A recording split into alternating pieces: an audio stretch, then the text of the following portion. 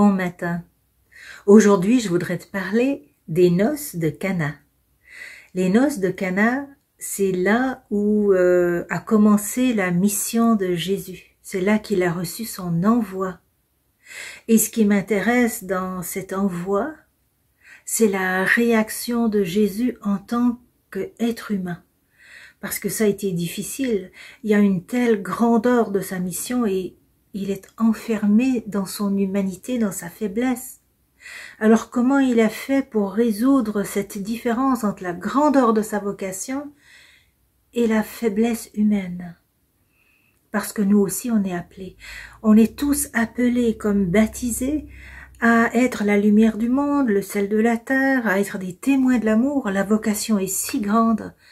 Et on voit bien que par notre faiblesse, nos manquements, on ne correspond pas à la grandeur de la vocation. Alors comment on fait pour redire notre oui avec confiance en dépit de cette immense faiblesse? Alors on va voir ça dans la réponse de Jésus. Les noces de Cana sont racontées dans l'évangile de Jean au chapitre 2. Je vais te lire les versets 3 et 4. Or, on manqua de vin. La mère de Jésus lui dit, « Ils n'ont pas de vin. » Jésus lui répond, « Femme, que me veux-tu? Mon heure n'est pas encore venue. » C'est étrange, hein, cette réponse, « Femme, que me veux-tu » En fait, si on regarde l'original, ça peut paraître encore plus étrange parce que Jésus, il dit très littéralement, « Femme, quoi entre moi et toi, mon heure n'est pas encore venue. » Mais c'est justement dans cette locution « quoi entre toi et moi » qu'il y a tout un secret et une perle qui va nous aider à nous situer. « Quoi entre toi et moi » c'est une locution sémitique, donc on la retrouve dans l'Ancien Testament. En hébreu, elle est utilisée plusieurs fois dans l'Ancien Testament. C'est une locution en fait qui signifie que dans un contexte donné, pour une situation donnée, eh bien on va extraire cette situation pour l'amener dans un univers de référence supérieur qui fait appel à un principe supérieur. Je t'explique. Quand Marie dit à son fils que dans la noce, ils n'ont plus de vin, eh bien, elle lui signifie qu'elle fait référence à des noces, à d'autres noces. Et Jésus le comprend quand il dit, entre toi et moi, ok, il y a cette noce-là où il n'y a plus de vin, mais je comprends que tu réfères à d'autres noces.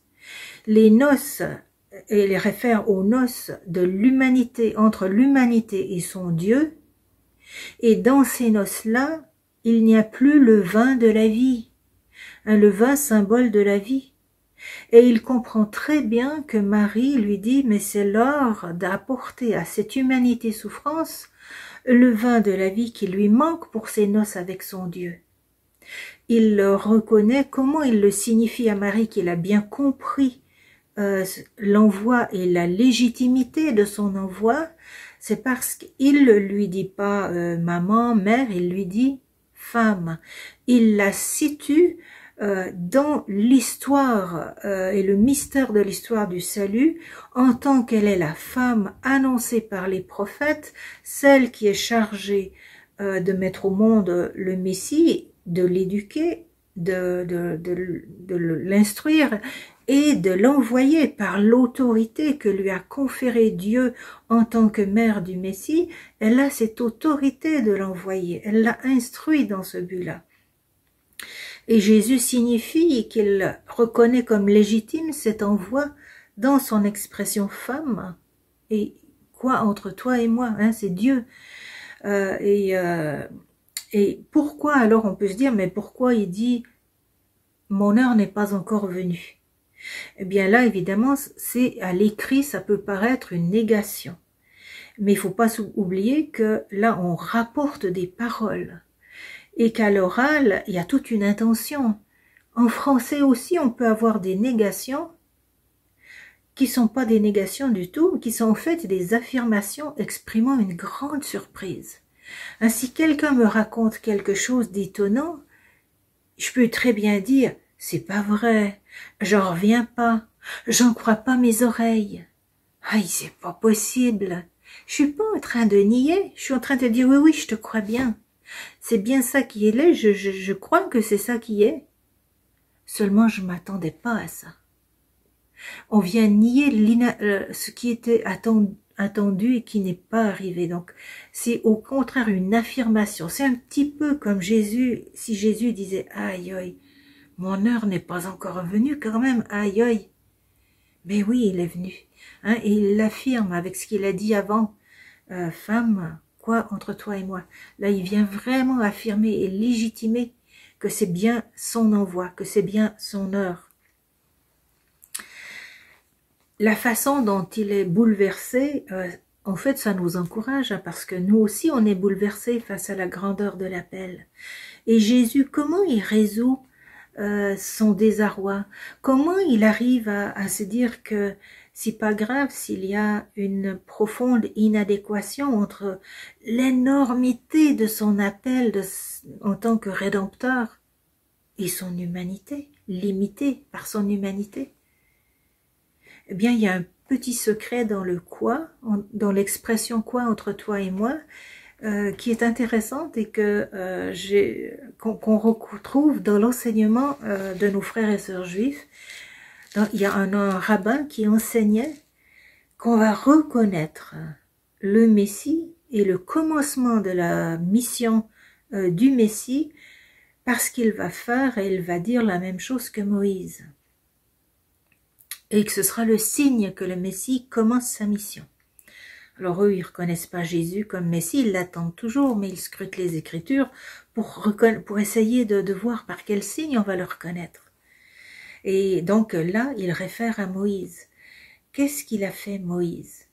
Moïse, donc il est appelé par Dieu qui lui apparaît dans le buisson ardent, Dieu qui lui dit « J'ai entendu la souffrance de mon peuple, j'ai entendu ses cris. » Eh bien, je t'envoie vers Pharaon, tu vas dire à Pharaon, laisse partir mon peuple, et puis tu amènes le peuple hors d'Égypte.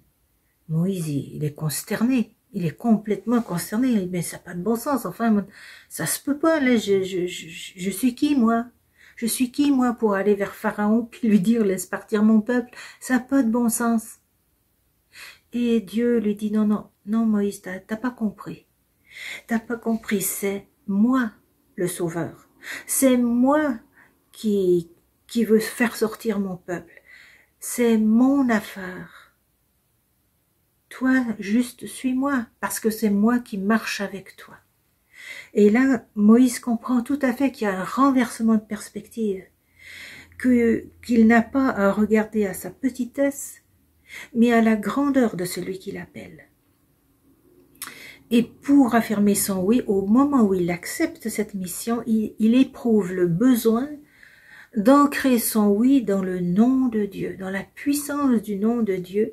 Et il va dire, littéralement, quoi ton nom?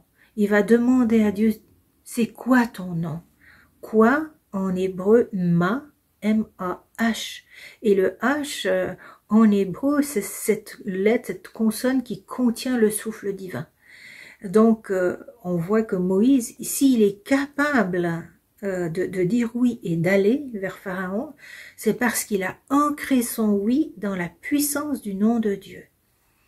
Et pour les rabbins, ils vont dire, le Messie, ce sera pareil. Quand il sera envoyé, il va dire ma. Mais c'est exactement ce que Jésus fait, hein. Quoi? Quoi entre toi et moi? C'est le même ma avec le même H. Qui est le souffle divin. Donc Jésus, pourquoi il est capable dans son humanité d'accomplir sa mission jusqu'au bout, c'est parce qu'il a ancré son oui dans le souffle divin. On remarque d'ailleurs que sur le plan angélique, les anges aussi ont dû dire oui à Dieu. Ils ont eu un moment d'épreuve, un moment déconcertant pour eux, où il leur a été demandé de dire oui au projet de Dieu ou non, d'être pour Dieu, contre Dieu, pour le projet de Dieu ou contre le projet de Dieu. Et il y a un archange qui a entraîné à sa suite le oui de la majorité des anges, parce qu'il a réussi à changer de perspective, à se détourner de ce qui lui causait un grand désarroi pour ancrer son oui dans la splendeur de Dieu. Et il s'est écrié, qui est comme Dieu? Qui comme Dieu? Mikaël. Et son qui est venu s'ancrer dans la splendeur de Dieu et a été capable d'être un oui définitif pour l'adhésion au projet de Dieu. Ben nous, on a la chance parce que dans notre diocèse, Saint-Michel-Archange, c'est notre saint patron. Alors, dans notre vocation, dans notre appel, si on trouve ça difficile de dire oui, si on est découragé, si on trouve qu'il y a des choses qui nous déboussolent, notre inadéquation entre la grandeur de l'appel, cette inadéquation qui est entre la grandeur de l'appel et notre faiblesse, nos manquements, notre incapacité à correspondre à la splendeur de cet appel. Mais si c'est trop difficile, on peut demander à notre ami, à notre saint patron, Saint Michel-Archange, de nous aider. Alors, je t'invite, va donc à la cathédrale, rendre visite à Saint Michel-Archange, va te recueillir vers lui, fais-en ton ami d'appel, ton ami de vocation. Va vers lui, va glisser ton oui dans son oui, ta main dans sa main, ton regard dans son regard, et laisse-le te projeter dans la splendeur du cœur de Dieu, dans la splendeur de Dieu, dans la grandeur de celui qui t'appelle. Car c'est lui le Sauveur, c'est lui la tête de l'Église, c'est lui qui accomplit la mission pour nous. Peu importe notre faiblesse, nous on n'a qu'à dire oui. Et comme Saint Michel-Archange, qui est comme Dieu? Il est là dans le cœur de Dieu, notre oui. Alors je t'envoie, va, n'aie pas peur.